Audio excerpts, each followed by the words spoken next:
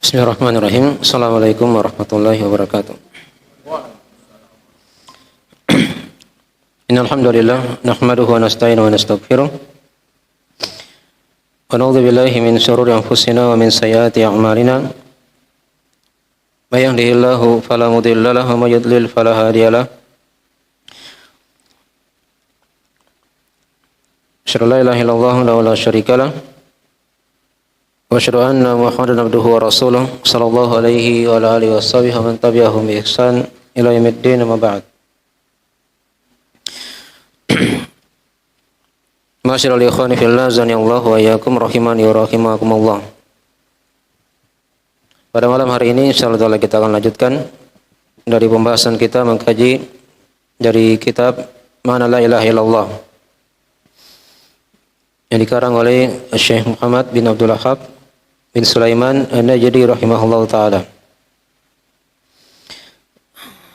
Tapi sudah kita terangkan pada pembahasan sebelumnya dari kalimat ringkas atau dari mana ringkas la ilaha illallah ini.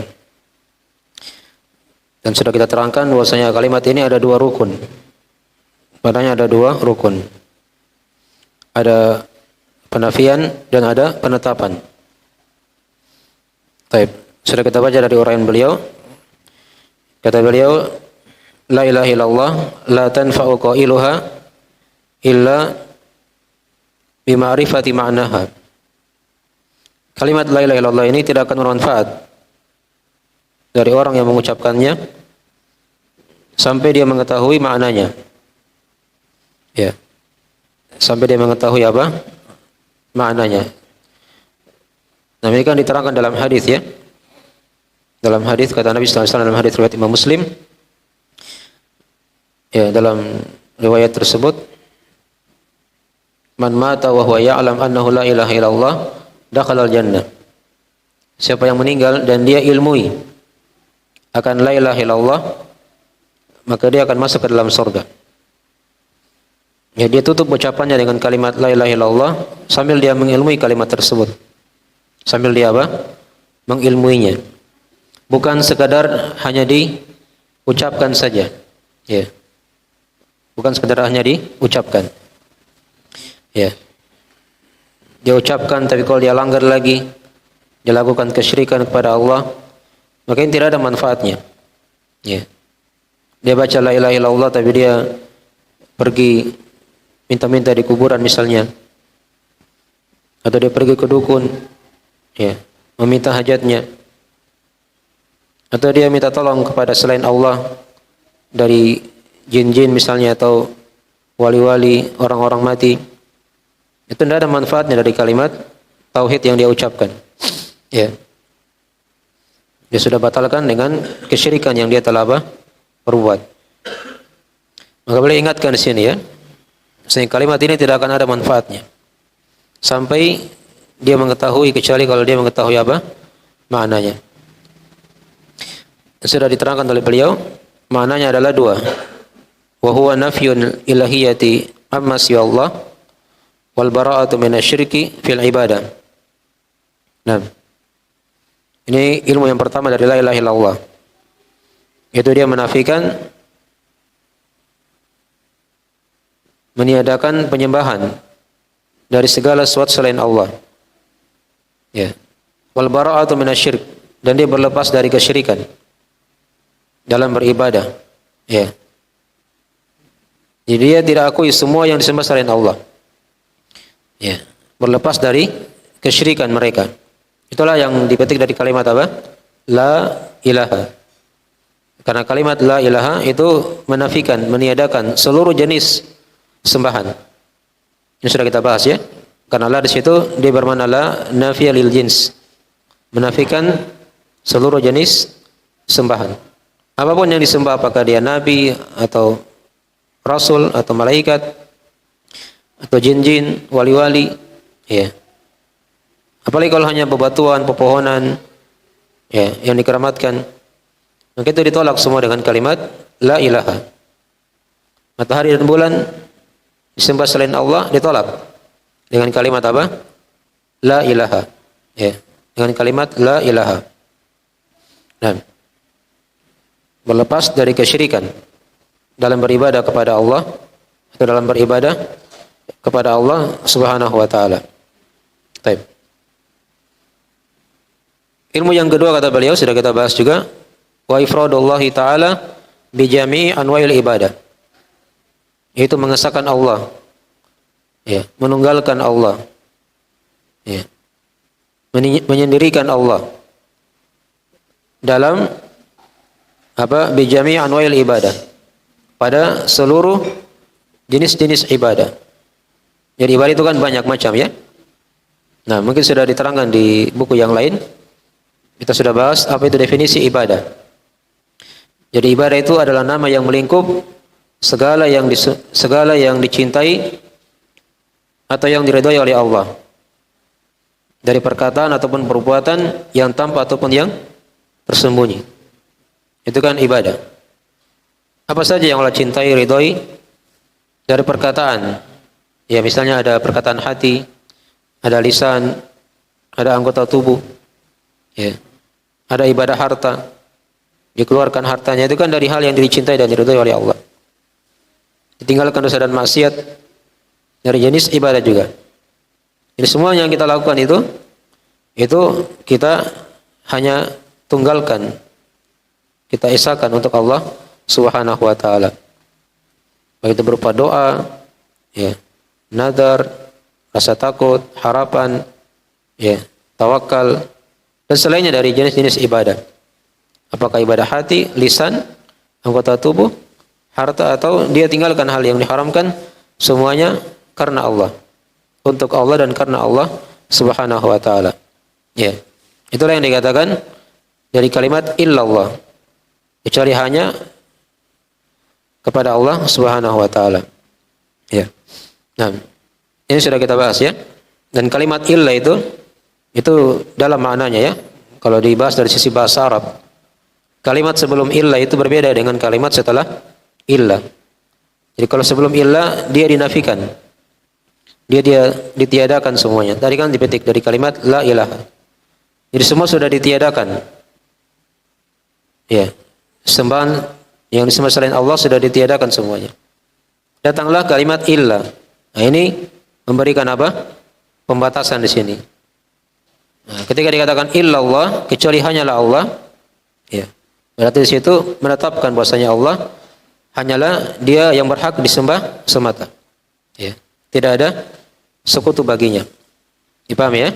Ini dari mana kalimat ringkas dari la ilaha illallah. Jadi kita pahami kalimat ini dengan mengenal rukunnya. Rukun kalimat ini ada dua kan? Ada meniadakan dan apa? Menetapkan. Ya. Meniadakan maksudnya apa? Tadi sudah diterangkan. Meniadakan segala sembahan, penyembahan pada selain Allah. Berlepas darinya. Ya, jangan diakui.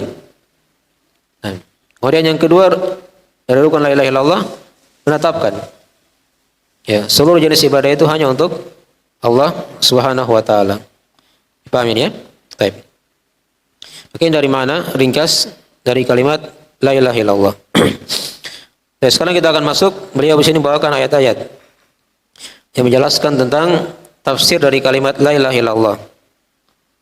Beliau akan bawakan ayat-ayat yang menjelaskan tafsir dari dua rukun tadi yang sudah kita terangkan. Yang beliau sudah terangkan tadi. Ya, banyak ayat-ayatnya kalau kita ingin baca, hanya beliau bawakan sini dua ayat. Dari ayat yang berkaitan dengan makna kalimat tauhid ini. Makna kalimat la ilaha illallah. Tapi di antaranya beliau bawakan ayat yang pertama, ada ayat di surah Al-Imran ayat 64. Kata beliau kama qala ta'ala, sebagaimana Allah Ta'ala berfirman, qul ya ahlal kitabi ta'alu ila kalimatin sawa'in bainana wa bainakum alla na'budu illallah wa la nusyrika bihi syai'a wa la yattakhidha ba'duna ba'dan arbaban min dunillah. Ya.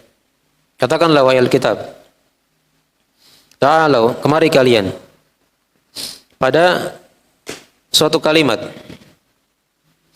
yang akan sama antara kita dan antara kalian. Jadi kalimat ini kapan diucapkan? Maka akan sama antara kita dan kalian, wahai ahlul kitab. Ya. Nah, Apa itu kalimat itu? Diterangkan oleh Allah, alla na'budu illallah. Itu kita tidak beribadah kecuali hanya kepada Allah. Ya, wala nusyrika bihi syai'a. Dan kita tidak berbuat kesyirikan sedikit pun kepada Allah, kepadanya. Wala yattakhidhu ba'duna ba'dan arbaban min dunillah. Dan kita tidak menjadikan sebagian kita dan sebagian yang lain ada rob-rob, ada tuhan-tuhan yang disembah selain Allah Subhanahu wa taala. Ya. Dia akan terangkan di situ ya, dari mana sawa bainana wa bainakum. Sawa'in bainana wa bainakum. Tapi sebelum kita masuk pada penafsiran beliau, kita lihat dari mana ayat ini ya. Dari mana ayat ini? Diterangkan tadi yang pertama, qul ya ahlal kitab. Di sini Allah perintah nabinya untuk mengucapkan kalimat ini kepada ahlul kitab. Ya. Ahlul kitab itu adalah kalangan yang diberi kitab. Itulah orang-orang Yahudi dan orang Nasrani. Orang Yahudi mereka diberi kitab Taurat. Orang Nasrani mereka diberi kitab Injil.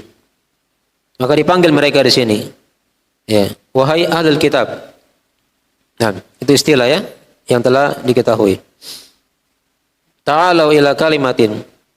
Kemarilah kalian kepada sebuah kalimat. Ya. Karena ahlul kitab ketika itu diterangkan dalam tafsirnya, orang-orang Yahudi itu ya, itu paham ya, bahwasanya Nabi Muhammad ini diperintah oleh Allah untuk mengikuti agama Nabi Ibrahim. Ya. Orang Yahudi paham. Nabi Muhammad itu diperintah untuk mengikuti agama Nabi Ibrahim. Itu kan ada dalam Al-Qur'an. Tsumma auhayna ilaika an ittabi' millata Ibrahim hanifan. Kata Allah, kemudian kami wahyukan kepada Muhammad agar engkau mengikuti agama Nabi Ibrahim yang lurus. Ya. Tapi orang-orang Yahudi mereka meyakini bahwa Nabi Ibrahim itu adalah Yahudi. Adalah apa? Yahudi. Itu keyakinan mereka. Mereka yakini Nabi Ibrahim itu adalah orang Yahudi, beragama Yahudi. Sama juga Nasrani juga seperti itu. Ya. Mereka berkeyakinan Nabi Ibrahim itu adalah Nasrani. Adalah apa? Nasrani. Padahal agama Yahudi, agama Nasrani ini datang setelah Nabi Ibrahim alaihissalam wafat. Ya, di masa Nabi Ibrahim tidak ada agama Yahudi, tidak ada agama apa? Nasrani. Nah, itulah dibantah oleh Allah dalam Al-Quran di ayat yang lain. Maka na Ibrahimu Yahudiyan wala Nasraniyan, walakin kana hanifan musliman, wa ma kana minal musyrikin.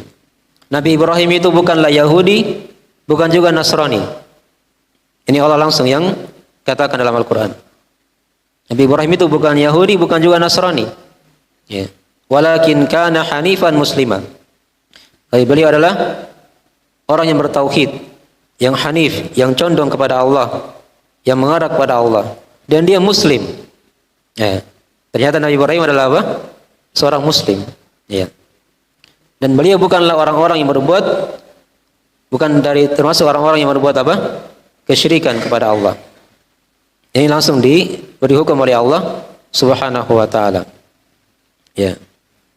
Ini orang Yahudi dan Nasrani di masa dahulu itu mereka saling berhujjah ya. Ya, saling berhujjah ketika itu. Kata orang Yahudi, Nabi Ibrahim itu orang Yahudi. Nasrani juga katakan enggak, dia orang Nasrani. Ya. Mereka saling bantah-membantah begitu. Maka dibantah oleh Allah langsung. Ya. Ibrahim itu bukan Yahudi, bukan juga Nasrani. Tapi beliau adalah seorang Muslim. Seorang Muslim yang condong, yang bertauhid kepada Allah Subhanahu wa taala, bukan pelaku kesyirikan. Ya, beda orang Yahudi, mereka menjadikan Uzair itu adalah anak Allah. Ya. Nah, orang-orang Nasrani mereka menjadikan Isa bin Maryam adalah anak Allah. Ya. Ini kan kesyirikan semuanya. Nabi Ibrahim itu bukan Yahudi, bukan juga Nasrani. Tapi beliau adalah seorang Muslim. Ya. Nah. Maka dipanggil di sini, diperintah oleh Allah kepada nabinya, nabi kita ya. Ya, panggil itu orang-orang Yahudi, Nasrani. Ya. Qul ya ahlal kitab. Katakanlah wahai ahlul kitab, wahai Yahudi atau Nasrani. Ta'alau, kemari kalian. Ini panggilannya untuk datang begitu kan? Ya. Dipanggil untuk apa? Ila kalimatin. Kemari kalian untuk kepada sebuah kalimat. Sawa'in bainana wa bainakum. Ya. Kalimat ini kalau kalian ucapkan, nah akan sama nanti antara kita dengan kalian. Artinya semua nanti menjadi apa? Muslim. Ya. Ya, kata Allah. Ayo kemari kalian. Tapi sini kan tidak disuruh langsung ucapkan kalimat la ilaha illallah, tidak ya. Hanya dibahasakan dengan bahasa yang lain begitu. Agar mereka terbuka pikirannya. Ya. Ayo kemari kalian. Pada sebuah kalimat yang akan sama nanti antara kita, antara kami dan kalian. Nah, apa itu kalimatnya? Nah, inilah kalimat ini yang menafsirkan dari kalimat la ilaha illallah.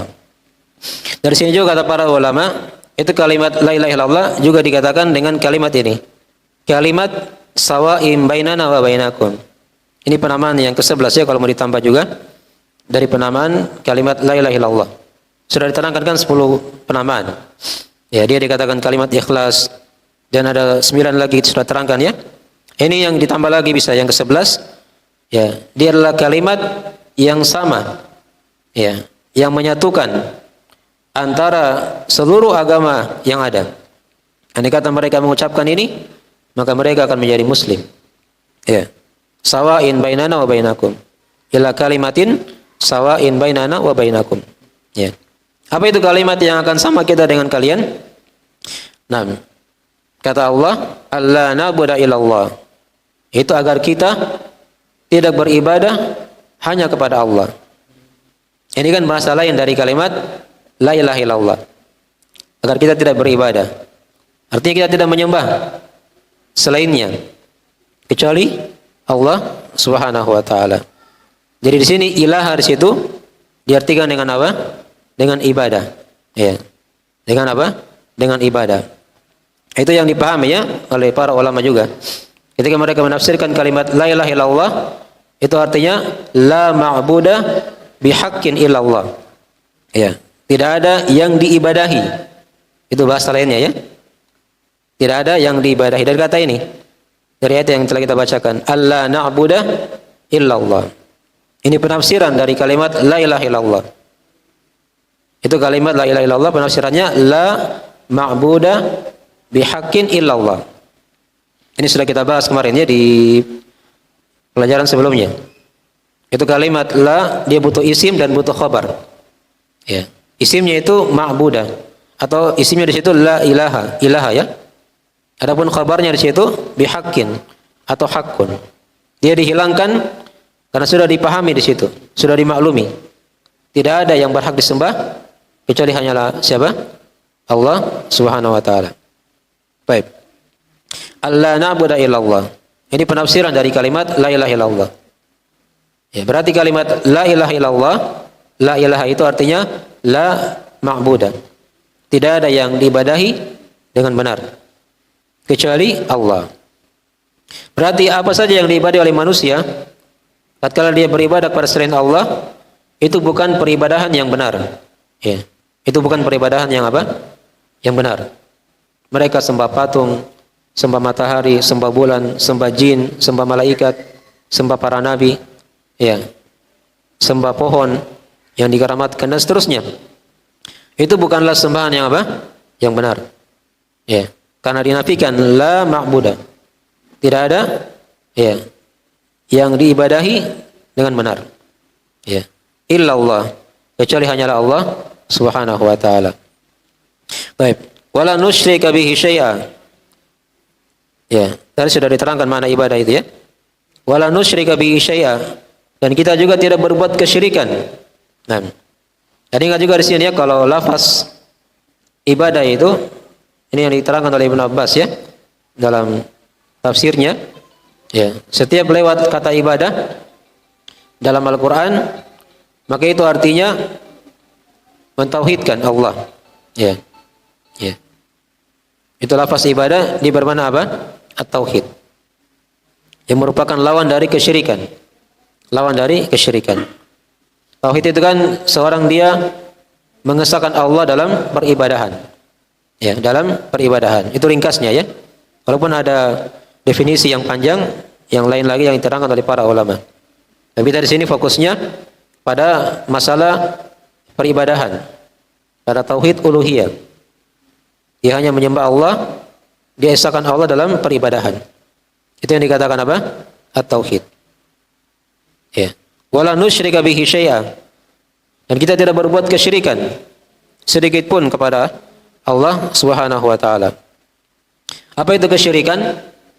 Ya, kesyirikan itu definisi ringkasnya adalah penyetaraan selain Allah dengan Allah pada perkara-perkara khusus milik Allah. Itu yang dikatakan apa? Kesyirikan. Dia setarakan selain Allah dengan Allah pada perkara-perkara khusus milik Allah. Ya, apakah dari rububiyahnya Allah atau uluhiyahnya atau nama dan sifat. Contoh misalnya ya, saya beri contoh. Seperti misalnya dia setarakan selain Allah dalam masalah, anggaplah rububiyah dulu. Rububiyah ya. Dia meyakini ada yang bisa mencipta selain Allah. Ini kan dia setarakan sudah antara selain Allah dengan Allah. Ada yang bisa memberi rezeki selain Allah. Ini dia setarakan antara selain Allah dengan Allah. Kan begitu. Ada yang bisa menghidupkan dan mematikan selain Allah. Dia yakin seperti itu. Ini dia sudah setarakan selain Allah dengan Allah. Berarti ini apa namanya apa? Kesyirikan dalam masalah rububiyah. Iya. Atau yang kedua uluhiyah. Ini yang lebih parah. Ya, dalam masalah peribadahan. Dia meyakini misalnya ada yang bisa disembah selain Allah. Ini berarti dia sudah setarakan selain Allah dengan Allah. Orang-orang Yahudi, mereka sembah Allah, mereka juga sembah Uzair. Ya. Berarti dia sudah setarakan selain Allah dengan Allah. Orang-orang Nasrani, mereka selain menyembah Allah, mereka juga sembah Nabi Isa alaihissalam beserta ibunya. Berarti dia sudah setarakan selain Allah dengan Allah. Itulah letak kesyirikan mereka. Letak kesyirikan mereka. Ya. Orang-orang Yahudi itu Nasrani bukan mereka tidak menyembah Allah. Ya. Mereka sembah Allah juga. Ya. Mereka akui Allah itu yang disembah. Tapi bukan yang disembah dengan benar, dengan hak. Ya. Karena mereka masih menyembah selain Allah Subhanahu wa taala juga. Itulah letak kesyirikan mereka. Ya. Ini kalau dia meyakini ya ada yang disembah selain Allah dari makhluk, maka dia sudah menyetarakan juga selain Allah dengan Allah. Itulah yang dikatakan kesyirikan. Atau yang ketiga dalam masalah nama dan sifat. Ada juga di situ kesyirikan ya. Ketika dia menamakan misalnya makhluk dengan nama yang khusus milik Allah. Contoh misalnya dia namakan makhluk dengan nama Allah misalnya. Tidak boleh ya. Itu berarti dia sudah setarakan dalam masalah nama dan sifat. Atau nama Ar-Rahman misalnya. Diberi nama makhluk dengan nama Ar-Rahman. Itu sama juga dia setarakan selain Allah dengan Allah. Atau Al-Khaliq yang Maha Mencipta. Ya. Al-Khaliq itu yang Maha Mencipta dari tidak ada menjadi ada. Itu kan apa makna Khaliq? Kalau manusia itu tidak bisa dikatakan Khaliq ya. Paling dia itu hanya bisa dikatakan dia membuat. Sudah ada bahannya. Contoh misalnya kan air. Dia bisa bikin apa? Aqua gelas seperti ini kan? Ya, atau dia bisa bikin meja. Bisa bangun masjid. Bukan dia dikatakan dia menciptakan masjid. Atau dia menciptakan apa? Meja, enggak. Tapi dia dikatakan dia buat saja. Sudah ada bahannya, ada kayu. Ya, ada bahannya masjid. Dia bisa dari campuran dan seterusnya kan? Dia bisa buat air misalnya, minuman. Itu sudah ada air, sudah ada bahannya di alam. Tapi kalau Allah itu mencipta dari tidak ada menjadi ada. Itu namanya Al-Khaliq. Ya. Jadi kalau dia namakan makhluk dengan nama Khaliq, itu juga dia sudah menyetarakan selain Allah dengan Allah. Ini contohnya dalam masalah apa? Dalam masalah nama-nama juga. Nah, itu yang dikatakan kesyirikan. Bisa arahnya kepada rububiyah, uluhiyah, atau nama dan sifat. Ini ringkas ya dari masalah kesyirikan. Masalah rincian-rinciannya itu akan dibahas ya di buku-buku yang lain. Ya. Orang-orang Yahudi, Nasrani, mereka berbuat kesyirikan. Maka mereka dipanggil ketika itu, wala nusyrika bihi syai'a. Dan kita tidak berbuat kesyirikan sedikit pun kepada Allah. Karena mereka menyembah Uzair, Yahudi kan? Nasrani mereka sembah Allah, mereka juga sembah apa? Isa bin Maryam. Ya. Maka diajak mereka agar meninggalkan segala yang disembah selain Allah dan hanya menyembah Allah semata. Ya. Wala nusyrika bihi syai'a. Wala yattakhidha ba'duna ba'dan arbaba min dunillah. Ini lagi diantara dari penyimpangan orang-orang Yahudi dan Nasrani. Mereka itu menjadikan rahib-rahib mereka dan para pendeta mereka sebagai rob-rob, ya, sebagai tuhan-tuhan yang disembah selain Allah Subhanahu wa taala. Ya, diajak mereka agar kita jangan menjadikan sebagian kita dan sebagian yang lain ada tandingan-tandingan di situ, ada rob-rob selain Allah. Ya. Dipahami ya? Tapi sekarang mungkin bagaimana caranya mereka bisa menjadikan para rahibnya, para pendetanya sebagai tuhan-tuhan? Itu diterangkan dalam hadis ya. Adi bin Hatim. Ya, ketika beliau bacakan ayat ittakhadhu ahbarahum wa ruhbanahum arbaba min dunillah.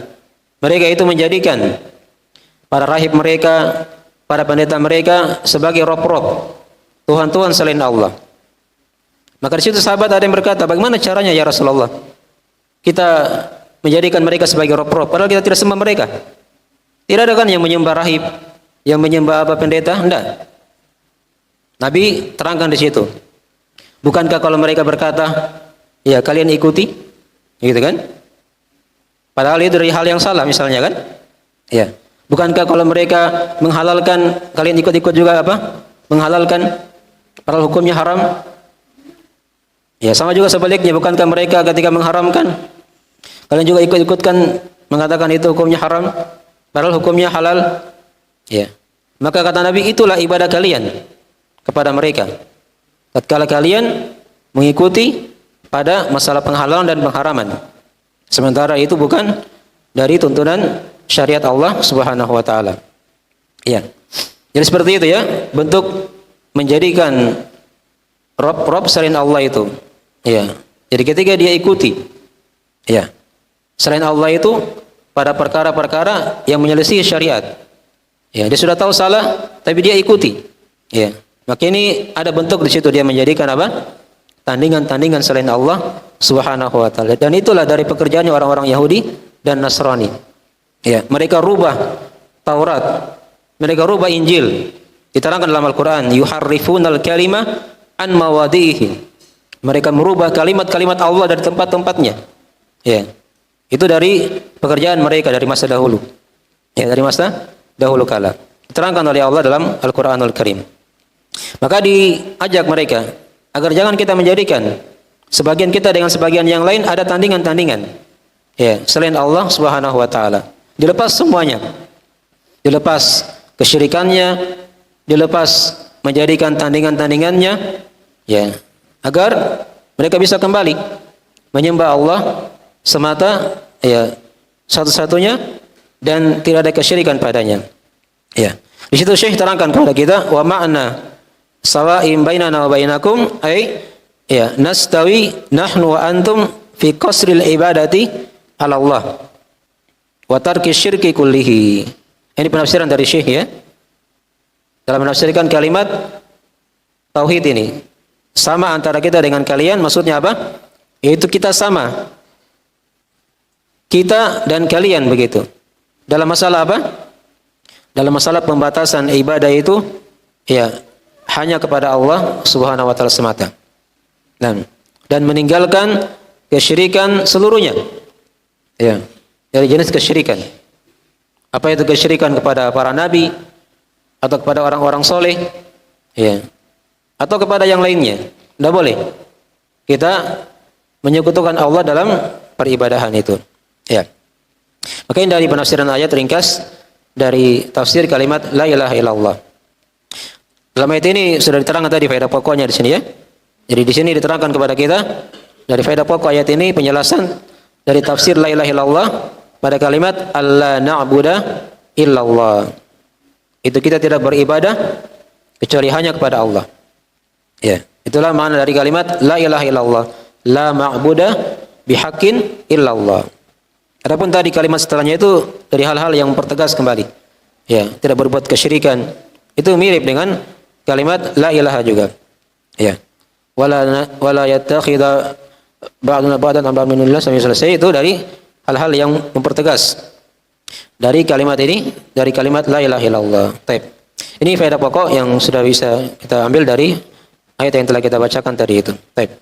Ya, ayat ini adalah beberapa faedah-faedah tambahan yang lain nanti kita akan terangkan insyaallah taala nanti di pertemuan berikutnya dan dengan izin Allah Subhanahu wa taala. Baik. Mungkin waktu sudah masuk ya. Ada yang ditanyakan dari pelajaran yang kita bahas tadi?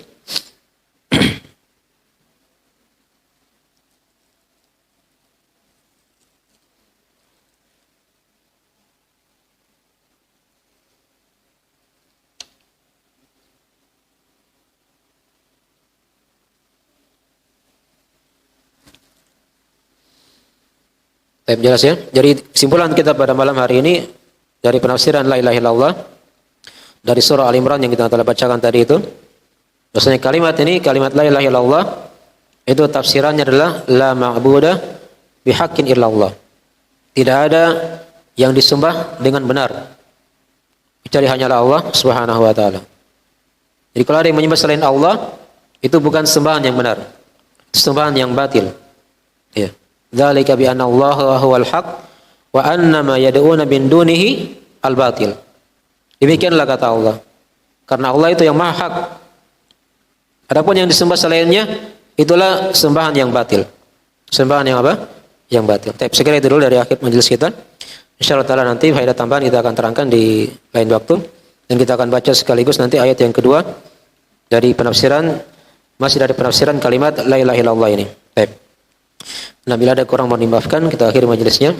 Baik, subhanakallahumma bihamdik asyhadu an la ilaha illa anta astaghfiruka wa atubu ilaik. Wassalamualaikum warahmatullahi wabarakatuh.